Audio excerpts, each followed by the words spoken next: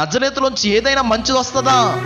వచ్చింది కదా. యేసుక్రీస్తు వారు లోకానికి రక్షకుడు నజరేతు అనే ఊర్లోంచి వచ్చాడు. నజరేతు అనే ఊరు ఆ రోజుల్లో అసలు లెక్కలోనే లేదు.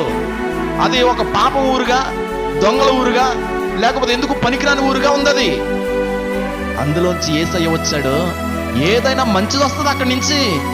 అక్కడ మంచోళ్ళు కూడా ఉంటారా అన్నటువంటి ఆలోచన నుంచి యేసుక్రీస్తు ఎప్పుడైతే అక్కడ జన్మించాడో, యేసుక్రీస్తు ఎప్పుడైతే ఈ ఊరిని ఎన్నుకున్నాడో, ప్రాంత పరిస్థితులు అన్నీ మారిపోయాయి. నీలోంచి ఏదైనా మంచి ఉందా అని ఎవరన్నా అన్నారా? నీ వల్ల ఉపయోగం ఏదైనా ఉందా అన్నారా ఎవరన్నా? నీ వల్ల నష్టమే కానీ పైసా లాభం లేదు అన్నారా ఎవరన్నా?